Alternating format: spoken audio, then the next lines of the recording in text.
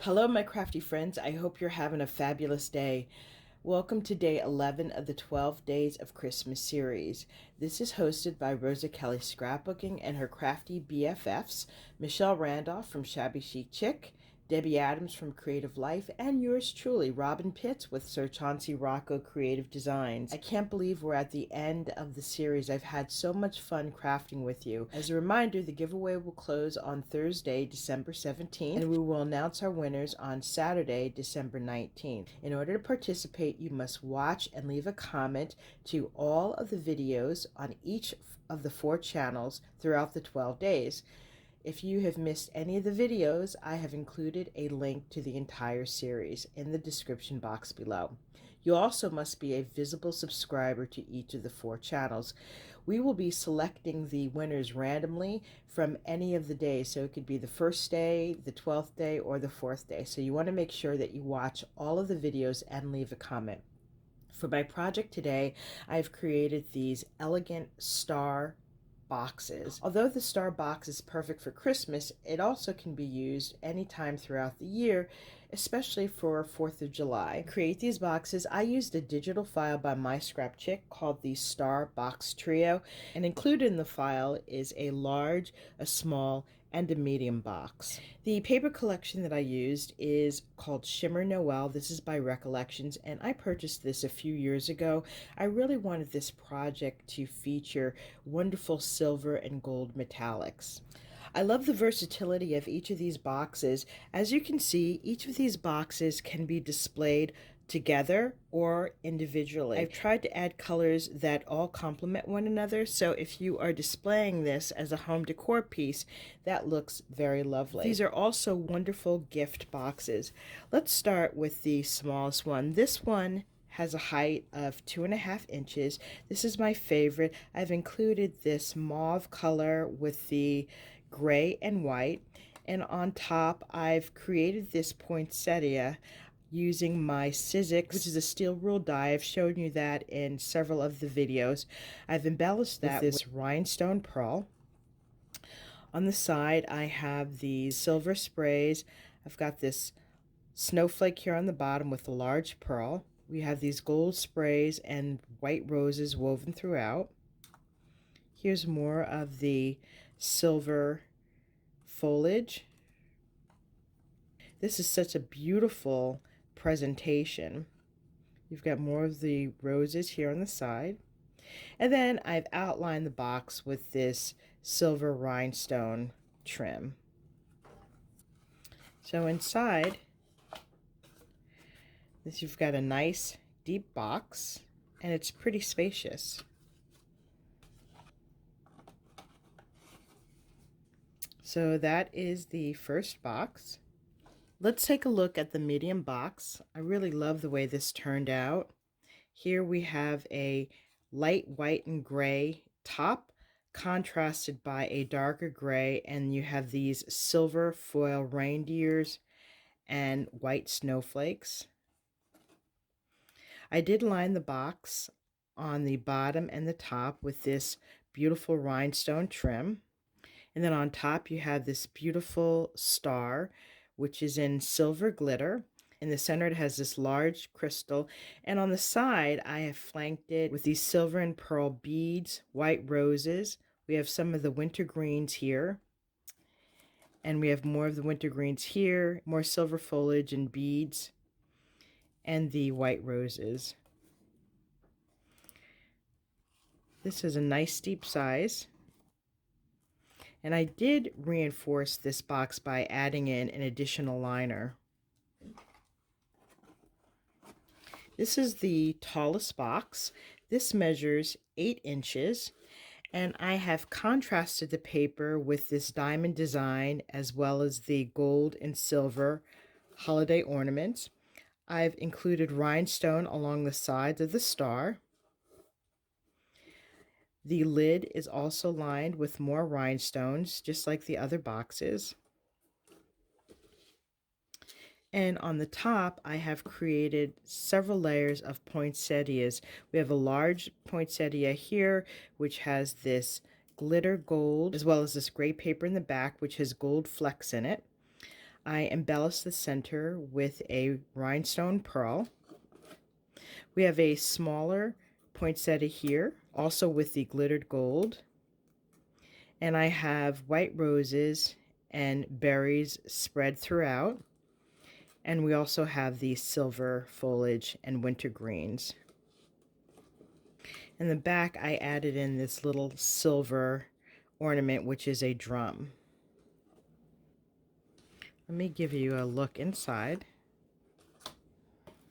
Although this box is quite tall, I'd actually use this as a decorative element.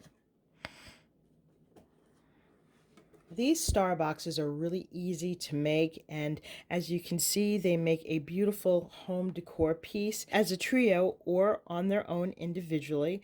And because of the ample size, you can store lots of fun goodies inside. Now that I've given you an overview of these star trio boxes, I'm going to gather my materials so that we can make these together, and I'll be right back.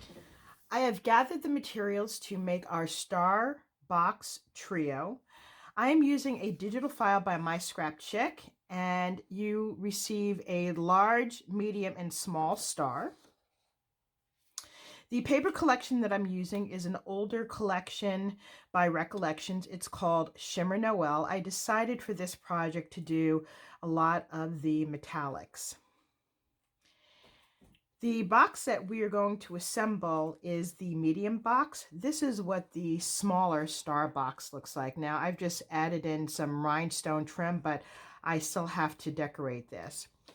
In your medium box, you will have a lid that has 5 pieces, these 5 pieces, and what you want to do is fold this tab up, and these pieces here you want to have a mountain fold, okay?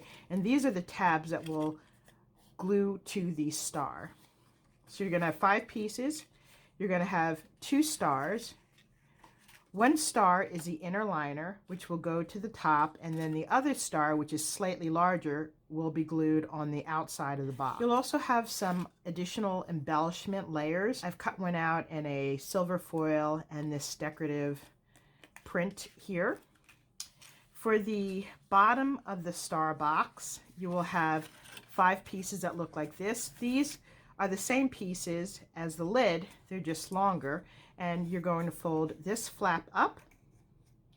This piece in the center will be folded up, and then these tabs will be folded down. So you'll have 5 pieces, and again, you'll have a smaller star for the base of the box, and then you'll have a larger star for the outside of the box.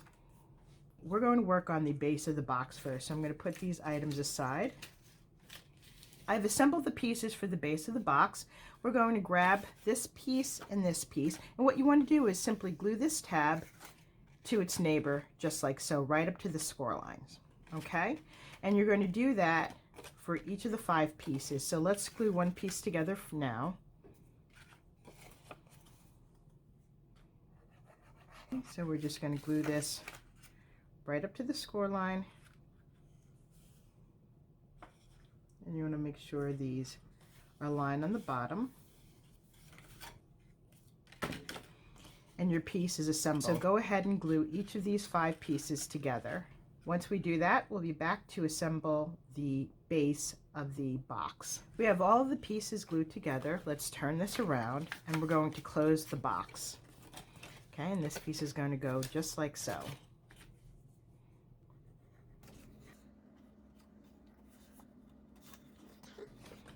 And you can fold this in half and squeeze it on the inside to make sure there's a nice strong adhesion. So we have all of our tabs glued together.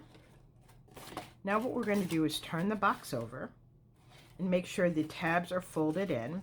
And we want to make sure that the part with the perforation line is sticking out, and the part that has the tabs glued together will be on the inside. So you can shape your star just like so.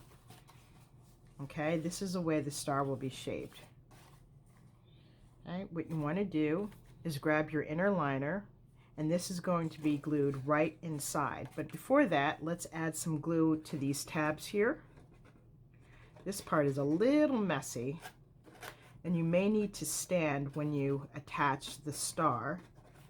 You want to make sure that you get glue out to the edges of these tabs, because those will be the points of the star. Okay, once you have glue on all of the tabs, you want to take your star and you're going to just place it inside. You can squeeze these two pieces at the top here. Okay, so you can glue one side down and it'll just fit into place. And you can work your way around the points of the star. Okay, then you want to take your bone folder. You want to take the sharp edge and make sure that all the tabs are attached.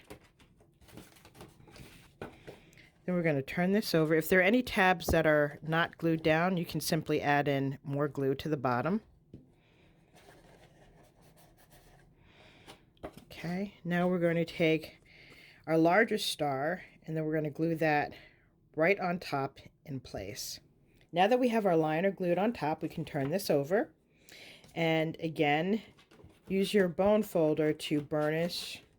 And one thing I want to tell you is how to make this a bit more sturdy. I'm currently using 65-pound card weight, and I want to make this more sturdy so that I can include heavier items in it. I have cut out additional panels.